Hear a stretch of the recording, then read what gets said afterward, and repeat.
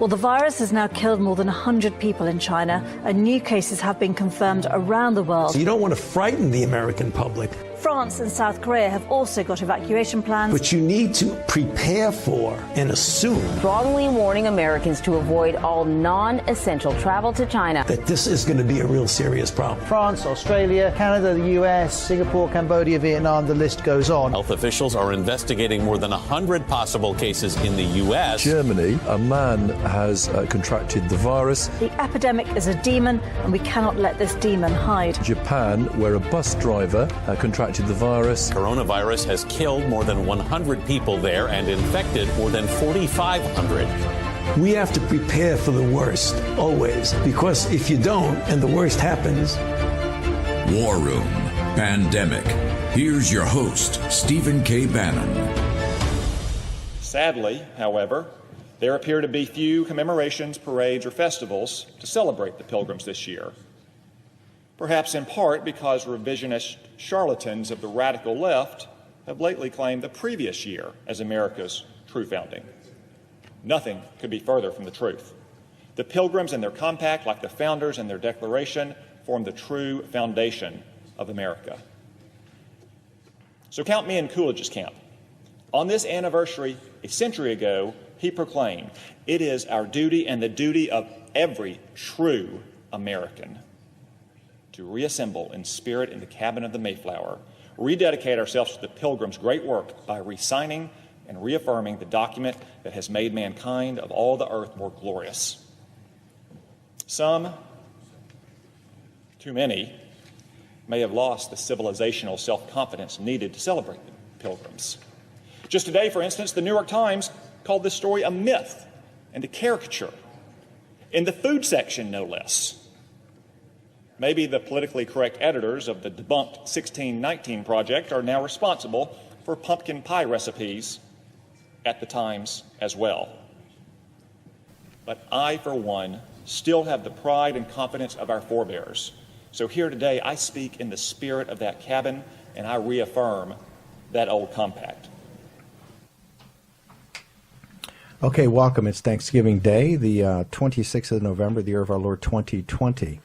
A very special Thanksgiving special. I want to thank the America's Voice Network, Real America's Voice, for helping us today in putting this together. We've been so much engaged in the combat of the pandemic, and then of this the impeachment, and the pandemic, and then 2020, and now this process of trying to steal this election, that we wanted on today to do something special. And we've got very special guests. We have Larry Schweikert, the author of really, I think, one of the most seminal works out there, The Patriots' History of the United States. Also, Heather McDonald from the Manhattan Institute. She's talking about an amazing article she wrote, a piece she wrote comparing Plymouth to Salem, and really in our conduct around the CCP virus, or the COVID-19 virus. And also Peter Wood, one of the top scholars in the country, to talk about Thanksgiving Day and the Pilgrims, plus a number of people who are dedicating their lives to helping veterans and others to give thanks on this Thanksgiving Day.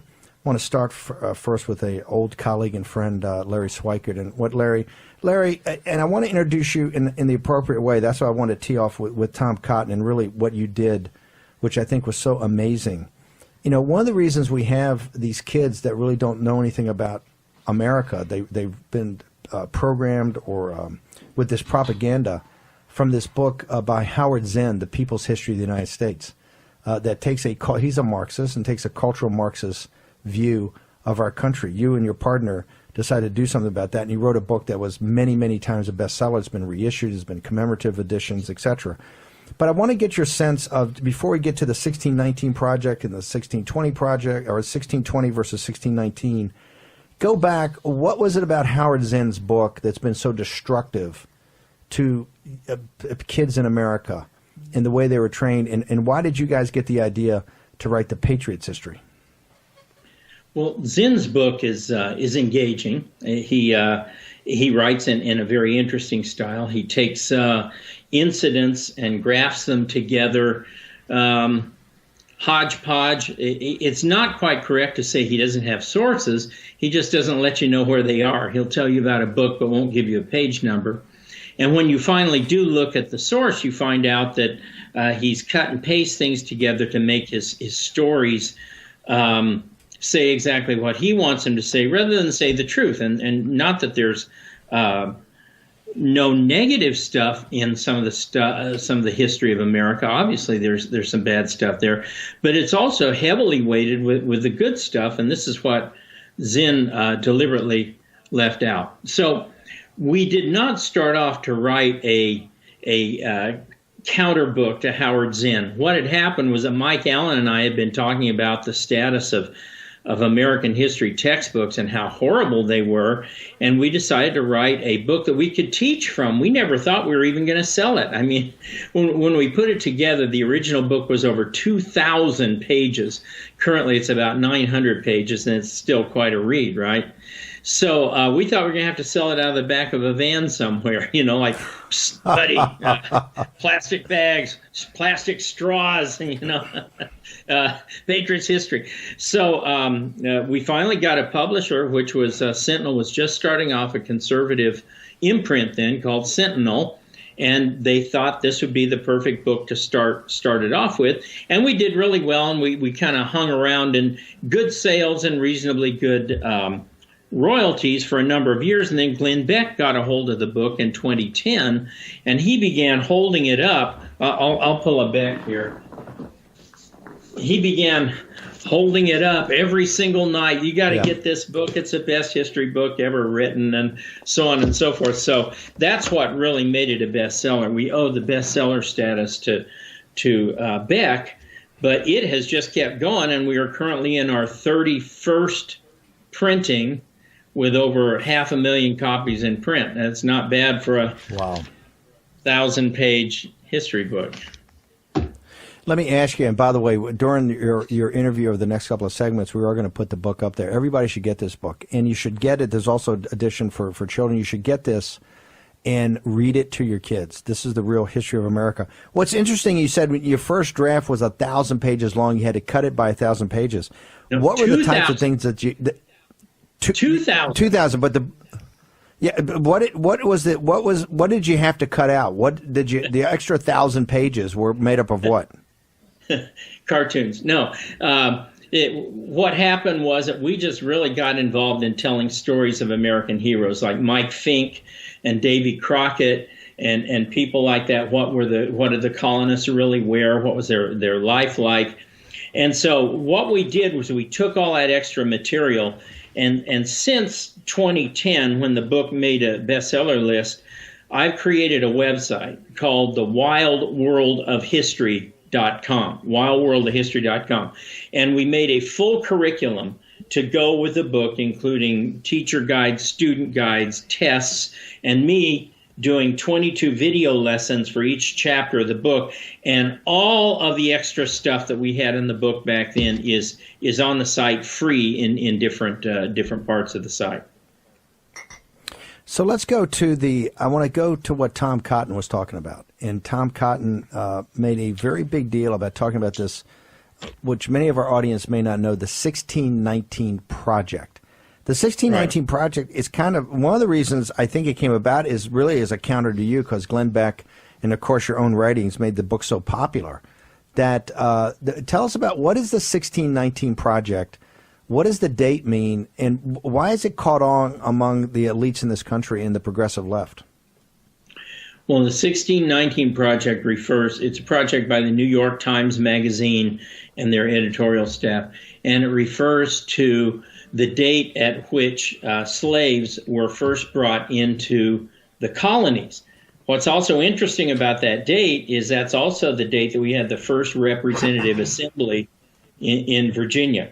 So the 1619 Project has created this whole curriculum about how there is no American exceptionalism, how American exceptionalism is all tainted by the introduction of slavery and slaves. And here's the problem with that, Steve, and here's why Cotton is right. We really date America's founding from 1620 and the arrival of the Pilgrims. And the reason for that is that in Patriots History of the United States, we have the 4 pillars of American exceptionalism. What is it that makes America different from every other country in the world at all times? I mean, nobody ever has had these 4 factors. when they started as a country, and that is a Christian, mostly Protestant religious tradition. And the reason that's important is it's bottom up, not top down, as both the Anglicans and the Catholics were. So from the get-go, our religious tradition was revolutionary. It was bottom up. Second pillar is common law, which says that God puts the law in the hearts of the people, and the people elect or select rulers who will carry out what they already believe. We can see how far askance we are from that today, right? Third one is private property with written titles and deeds, very important. Large parts of Africa to this day do not have written titles and deeds. And the last one is free market. The Pilgrims, when they came ashore, already had common law, already had a Christian Protestant religion. Within 10 years of setting up, by 1630, they had a capitalist mill operating there, and they came off the boat with private property with written titles and deeds. So America was exceptional from the get-go because of Plymouth, and it had nothing whatsoever to do with slavery or 1619 in Virginia. What one of the things that, and we want to get into, I tell you what, we're going to take a short commercial break. My producers just give me a heads up. We're going to take a short commercial break. We'll be back with Larry Schweikert. When we come back, I want to talk about the 400th landing of the Pilgrims, a seminal moment in American history, really started American history. Forgotten about, not talked about, no articles about it. Now, I realize part of it's the virus, but we'll get into that when we return. Larry Schweikert, the author of The Patriots' History of the United States, will be back with us on the War Room on our Thanksgiving special when we return in just a moment.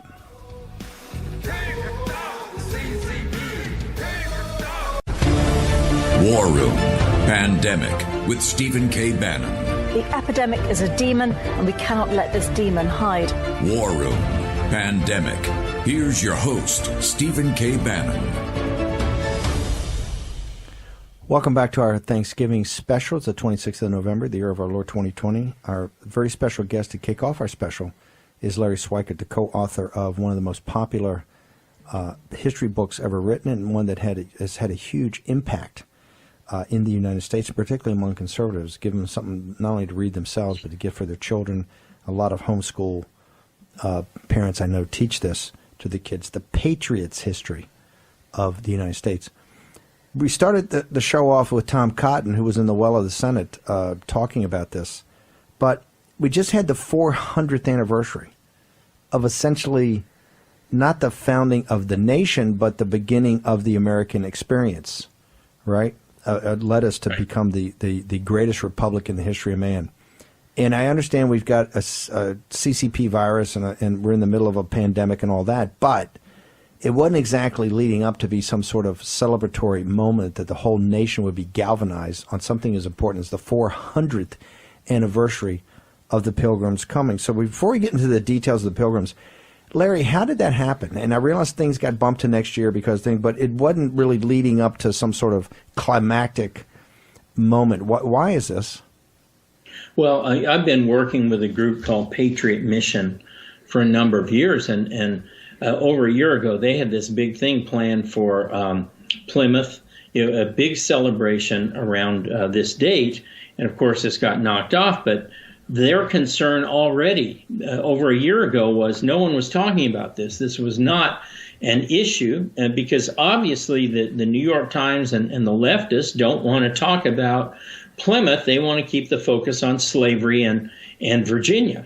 And so you could have seen this coming a year ago, which we did, and we had already started trying to generate some interest when the China virus hit and kind of threw us all out of kilter. What were you guys? What was the Patriot Mission planning on? How were you going to commemorate the 400th anniversary of the landing? Well, they had all sorts of experts from Plymouth, people who'd done many of the exhibits up there in Plymouth. They were going to take a tour, large tours of people. The year before, they had done D-Day, and it was a very successful tour, including a lot of young people who apparently were just mesmerized by D-Day because they hadn't heard anything about it. I mean, Private Ryan is over a decade old now. So same thing here. If you think about it, there's virtually no movies, no television series about Plymouth. It's an uncelebrated part of our pop culture, which is really kind of interesting in and of itself. They're remaking bad Christmas movies. They're remaking bad TV series that are only going to be worse, but nobody can find time to do a real story about Plymouth. Well, let's tell the story of that. Tell about what always strikes me is the heroism of these people and the tenacity and the long odds against it. So walk people through why is Plymouth important, and why is it important for the physicality of what these people actually came and did? Well, any crossing of the Atlantic back then in a small boat like the Mayflower is you're taking your life into your hands, and so that by itself was an act of great courage. These people did not tell the king that they were coming over for reasons of religious persecution.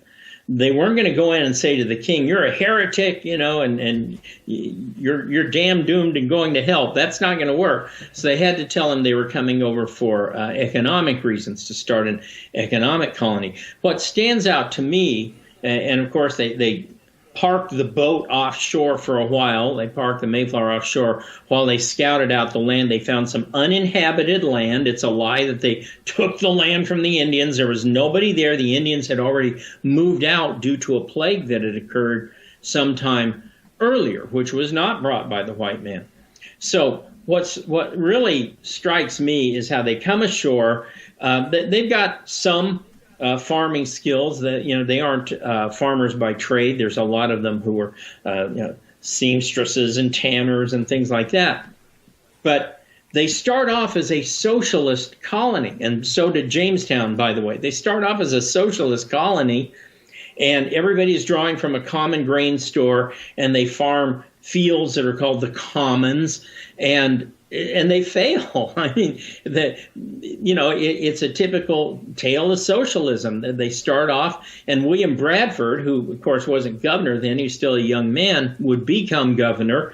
But he wrote, "It was as if we thought we were wiser than God himself to do this socialist thing." And so after about a year or so of this, and having no food to speak of, barely avoiding starvation, Governor Carver says, "That's it. Every man for himself here. Here's your grain, here's your grain, here's your grain. Here's your land, here's your land, here's your land. Now, go to it." And they had an abundance at the end of that first growing season, and that's when they invite the Indians to share in their abundance. And it's not that the Indians saved the colony, although certainly Squanto and other Indians did give them tips on finding more American types of plants to use. But the amazing thing is that they exited socialism and started a true market-based system that provided abundance in just 1 year. That's the story of the Pilgrims. I want to go back about the crossing itself in the boat. How small was the vessel?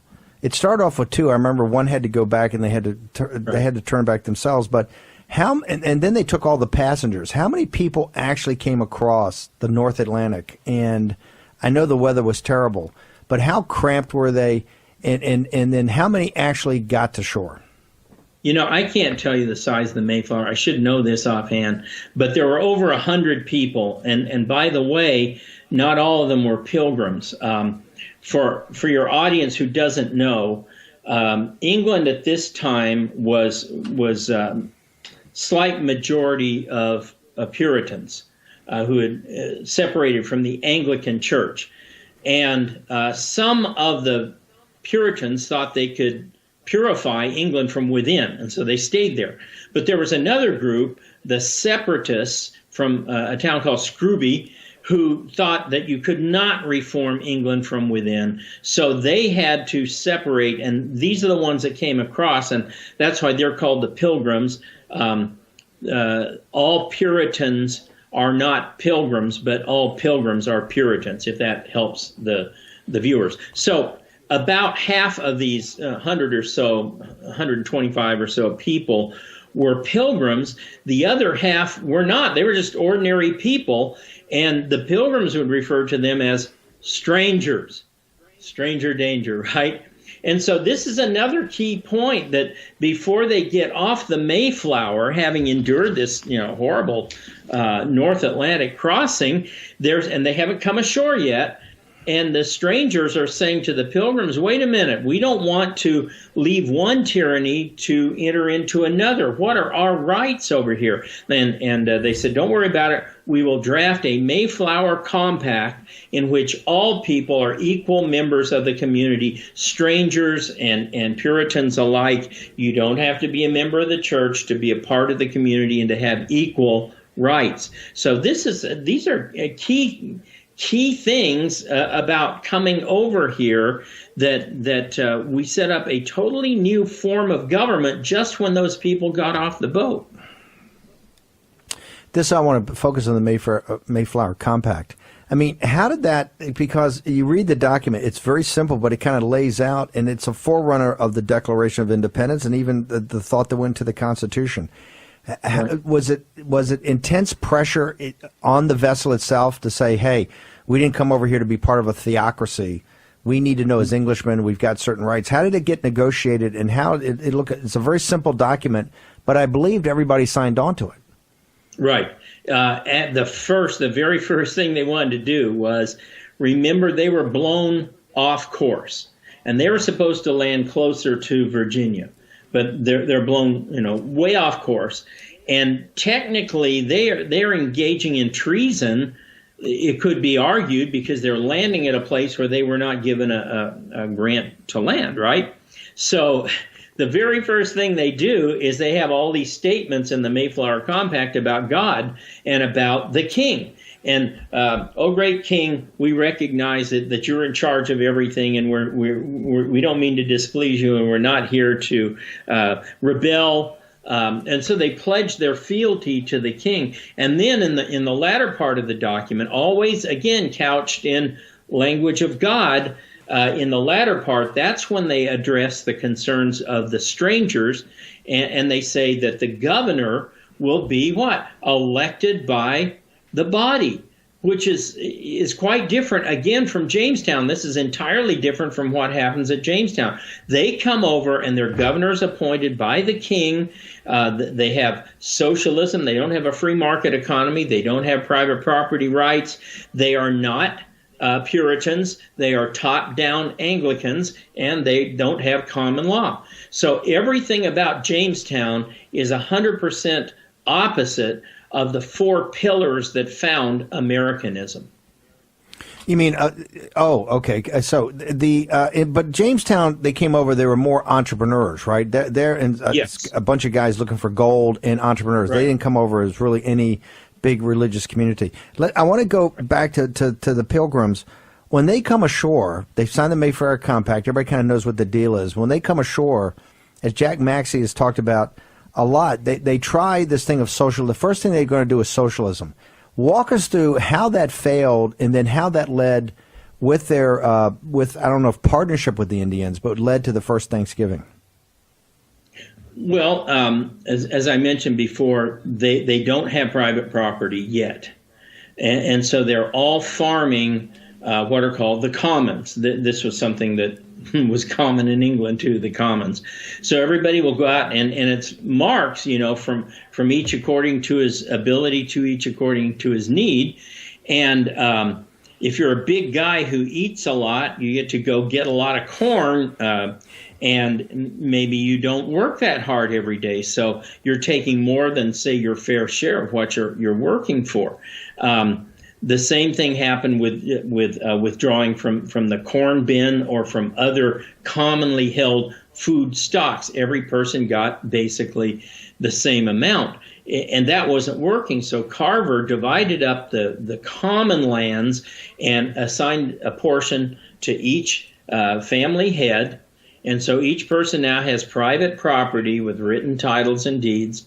And by the end of the growing season, now they have a surplus. I forget Bradford's exact words, but he said we had fish and fowl and more than enough meat and so on and so forth. And the Indians, especially Squanto, had been generous to them in showing them how to raise certain American variants of plants and so forth. And so when they cooked up the Thanksgiving meal, they invited the Indians. Now, it's very interesting. This was not the first Thanksgiving. It's the first Thanksgiving celebrated with a governor's declaration as an official holiday. But they had had Thanksgivings many, many times since they had been there in the first, 3 years. They'd had Thanksgiving celebrations. So it's not, it is the Thanksgiving, but it's one of many Thanksgivings that the Pilgrims held. Oh, you mean because of their religious nature, they were continually giving thanks to God in some sort of formal way. Yes, exactly. We've got about a minute left. Yeah, we're having a little trouble with the clock here. Larry, if you just bear with us, I'm going to take another commercial break here and then come back to you. Larry Schweikert is the co-author of one of the most popular history books, and the book has had more impact than most. That is The Patriots' History of the United States. I cannot recommend it enough. If you haven't read it yourself, you should get it, and you should read it, and you should think about it as you read it. In addition, it is one of those things that is written in a great style, and Larry's a fantastic teacher, but it's also something you should get for your kids. Read it out loud or let them read it. We're going to take a short commercial break. This is our Thanksgiving special. It's the 26th of November, the year of our Lord 2020.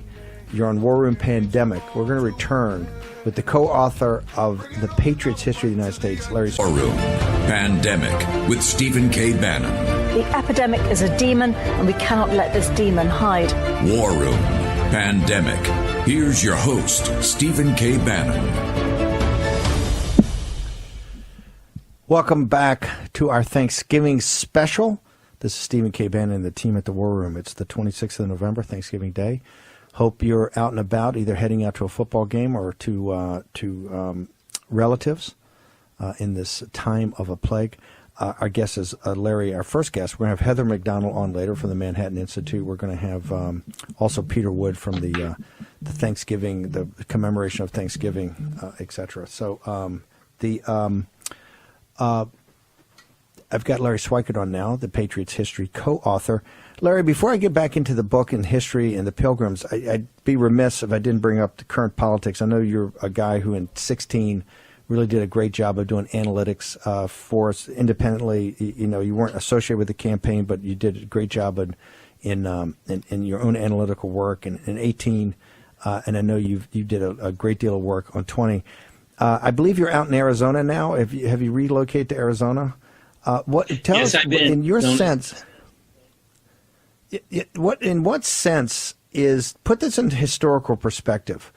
What happened here on this election, and for the history of the country and the history of the Republic? I mean, you're the author of the great history book, The Patriots' History. What are we going through right now? Well, in talking about this, let me plug this, that the most recent 15th anniversary edition of Patriots' History goes through the first 2 years of Trump. And as you know, in 2018, the Republicans got clobbered because 50-some incumbent Republicans left their House seats. B, there were 30 races decided by under 2 points. So we were really cautious in looking at that this year. And me and Richard Barris, who's become something of a star in the polling world since the 2020 election, we had Florida nailed, absolutely right down to the percent, right down to how much black support Trump would get and Hispanic support. And what we found was that they really, really cleaned up the voter rolls in Florida, actually after Jeb Bush in the 2000 debacle. So where we had accurate data, we were dead on in predicting Trump was going to win. What happened was, apparently, and they've got to make this case still in court, not just to the public, but in court or to state legislators, what happened was massive fraud. Now, as best I can understand, and you've been doing this on a daily basis, so you know better than I do, but As best I can understand, there's two tracks kind of going forward but diverging, and one is what I call small ball. It is Rudy Giuliani's approach to try and get a lot of these little totals overturned enough to give Trump a victory, but especially in Pennsylvania to get all these absentee votes kicked out and perhaps just deny Biden 270 and get it into the House of Representatives. The other kind of big ball track is Sidney Powell with her claims about rather mass fraud. I don't doubt that mass fraud occurred in these 5 or 6 states at huge levels. You've got disparities that are not explained by anything in our experience or our statistical method. For example, here in Arizona, we had a legislative district where the state representative got 17,000 more votes than Trump did. That's not possible, not in any universe. So, but it's not my job to make this case. It's the president's team's job to make this case to the state legislators and to the courts. And they've got to make it fairly quickly because December 8th, when the states all certify, is coming up very fast. Yeah, that's the safe harbor. In a historical perspective, Trump aside, how important is it that this be taken down to the bitter end? In other words, this be fought very hard to say, hey, every legal vote that has a chain of custody, a chain of title, is certifiable, must be counted, regardless of who the race, creed, gender, political affiliation of that citizen. That vote must be counted. But at the same time, no votes that have lack of chain of custody, lack of title, uncertifiable, are to be counted. How important do you think is this, going back to the Mayflower Compact, going back to the study of your book is called The Patriot's History for a reason. How important is us to get this done right? We have to. I really don't think there is a 2022. I don't think there's a 2024. I think this is the battle, and if we don't win this, they will use fraud to take any election from this point on. So it's and I guess what I'm most disappointed and angry about is that so many people at so many levels, whether it's the Georgia senators, whether it's John James, whether it's some of the other down ballot people, are just not fighting. They're just kind of rolling, okay, well, we'll get it in a special election. Oh, well, next time. There won't be a next time if we don't fix this now, because they now have it's like a football team. When they run a play and they find a play that works, you just keep going back to that play until they find a way to stop you. The problem is you can't stop most of this if you aren't in office to stop it. And so it's going to be a major, major deal if we can't clean this up. You've written The Patriot's History. This kind of unbroken chain we've had back from the beginning. Is this election as important? They had these flag officers, I think 250 of them, that wrote a letter to President Trump a couple of months ago saying that this was not just the most important election of our time, it was the most important election since the founding of the Republic, because we would be one thing or the other on the other side of it. Do you buy that? Do you buy the fact that this election and the outcome of this election has that level of importance? No, for the following reasons. I think that the election of 1796 was absolutely crucial because for the first time in human history, you have a leader who is very popular, who's been offered to stay on as a king forever, voluntarily step down. So right there, you've got a pretty high marker. Second most important election was 1800 because you have John Adams, a Federalist, who loses an election, who voluntarily and peacefully steps down and hands power over to the hated Jeffersonians. And he says, these are horrible, horrible people, but the system will survive them. And then in 1860, you had another very path-breaking election where you had a party elected, the Republican Party, that was, for the first time in our history, a party opposed to slavery. And by the way, folks, the Democrats, from their history, were created to protect and preserve slavery. Just a little note for those of you who want to be voting Democrat. And then I think you could argue 1876 was another very, very nation-changing election, because you had contested results from 3 states. Nobody was going to give an inch. The Congress had to go in and say, we're going to throw out these 3 states' results, and we're going to put in these 3 states' results. And there was another civil war about to erupt before they made the compromise of 1876. But in the last 150 years, we haven't come anywhere close to what's going on right now, because once Biden and these people get in power, most of Trump's actions were executive orders. Remember, the Congress didn't do a thing, didn't lift a finger to help him for 2 years, and all Mitch McConnell did really was to confirm judges. A big deal, but not enough in terms of legislation. So all Biden has to do is issue one executive order after another and undo basically most of Trump's last 4 years, the way Trump undid much of Obama's 8 years. I want to go back to the election of 1876, because we may be in a situation that has this historical parallel, or at least the way they tried to fix it. In that election, they came up with some changes to the process after that, and they came up with this thing called a contingent election. And that would be, if you can't sort it out, if you go through the safe harbor on the 8th, and therefore the electors can't go, the slates of electors can't go to the state capitol for the Electoral College on the 14th. Therefore, it gets, you don't really have a president, and it gets kicked into the House of Representatives. And they're thinking, because in the House of Representatives, it's not voted by individual congressmen. People have to understand it's voted by basically every state gets one vote, and essentially state party delegations would you would think would carry that. And right now, I think it's 27 to 23 or 26 to 22 to 1.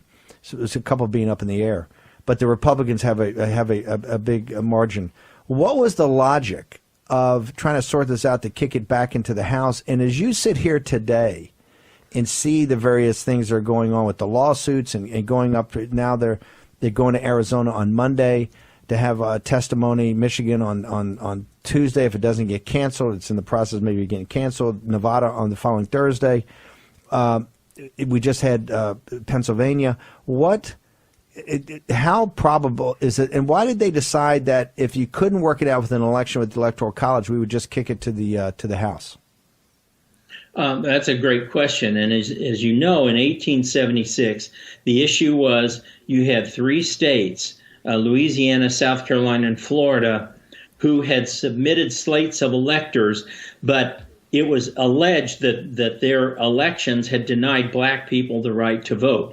And there was an alternative slate of electors for Hayes, the Republican, that was also submitted.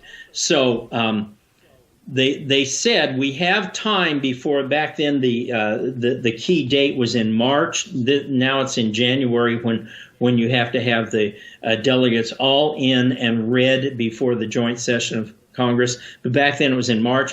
So they had time. So they formed a joint committee to go down and look at all these votes. And it turned out to be 8 Republicans to 7 Democrats. And they ruled in each case for the Republican slate of electors. And they did so in enough time that when it went back to the Senate and House, they were counted normally. So they did not go to the situation you're describing, which is if you can't decide, if no candidate has a majority of the electors, say if somehow the electoral votes of Pennsylvania and Michigan were disputed enough that 2 sets of electors were submitted, then the House and the Senate in joint session would meet and would hash that out. And the Senate's view of which slate of electors, if there were contested slates, they would decide which ones to accept. And then you go to the House for a vote. And as you say, the House would vote by state delegation, not by individuals. And the Republicans have about a 27, 23, or 26, 22, something like that advantage. And the theory is that if it goes to the House, Trump will win. I never take anything for granted these days with our Republicans in the House and the Senate. But the theory is if Trump can get it to the House of Representatives, he'll win. Larry, the book is Patriots: History of the United States. The co-author is Larry Schweikert. He's a great American, a great patriot himself, very engaged in this entire Trump movement. Sir, have a great Thanksgiving. Thank you so much for taking time away from your Thanksgiving day to join us. Thank you, Steve. We're going to put up all of his social media and how you get access to him. The book is fantastic. I can't recommend it enough. It's something that it's a great gift to give people you know, to get for yourself, and also get for your kids. And what you should do is read a section of it out loud every night to your children. Okay, Chad Robichaud will join us next. And somebody who's out in the community actually getting things done.